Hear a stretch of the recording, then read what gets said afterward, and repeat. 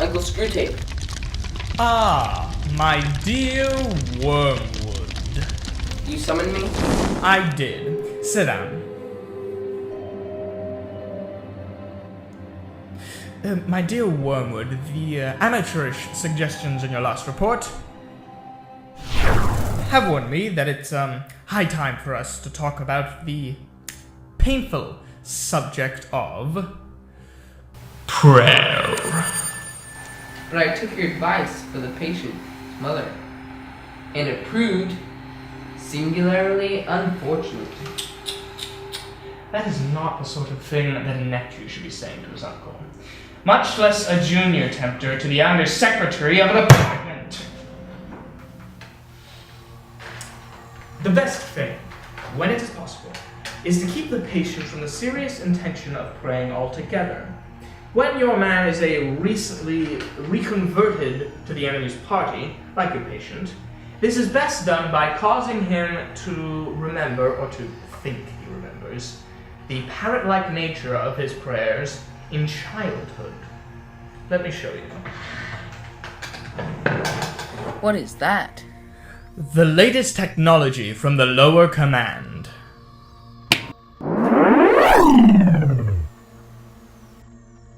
Ludicrous, isn't it? Indeed. In reaction against that, he may be persuaded to aim at something entirely spontaneous, inward, informal, and irregularized.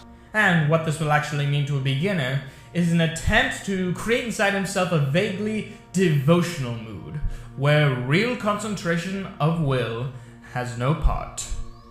And since this bears a superficial resemblance to the prayer of silence as practiced by those who are very far advanced in the enemy's service, clever and lazy patients can be taken in for quite a long time. At the very least, they can be persuaded that the bodily position makes no difference, for they constantly forget what you must always remember, that they are animals, and whatever they do affects their souls. It is really funny how humans always picture us as putting things into their heads. In reality, our best work is done by keeping things out. I had no idea. Of course you don't.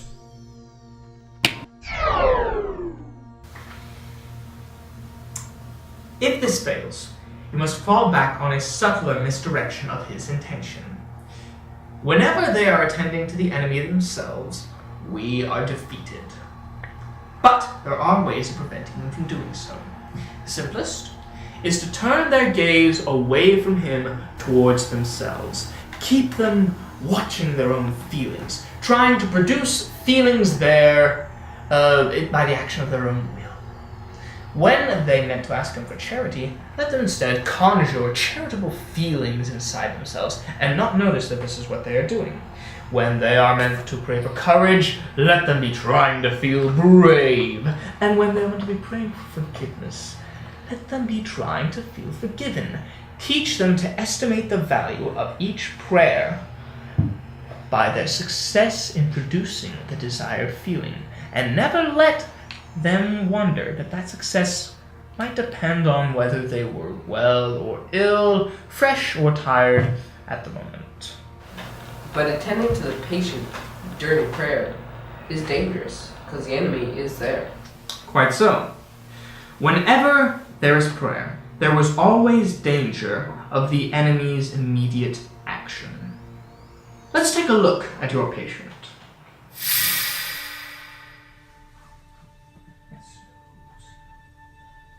You see, the enemy is cynically indifferent to our position and his as pure spirits. To those human animals on their knees, he pours out self-knowledge in a quite shameless fashion.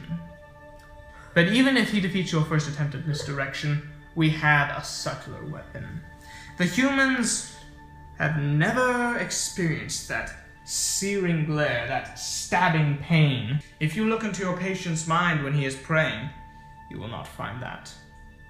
Then what will we find? Any number of ridiculous things. There will be images of the enemy as he appeared during that discreditable episode known as the Incarnation. There will be savage, perhaps vague and puerile images associated with the other two persons. There will even be some of his own reverence objectified and attributed to the object revered. I have known some cases where what the patient called his god was actually located up and to the left corner of the bedroom, or inside his own head. But whatever the object, you must keep him praying to it, not to the thing who has made him. Otherwise, well, the situation will become most desperate. When the human trusts himself to the completely real, external, invisible presence in the room with him, then the incalculable may occur. You will be helped by the fact that the humans do not desire it as much as you would think.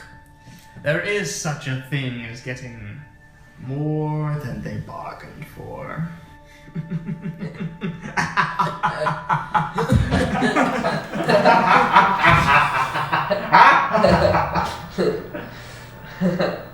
Oh, do be quiet and get out.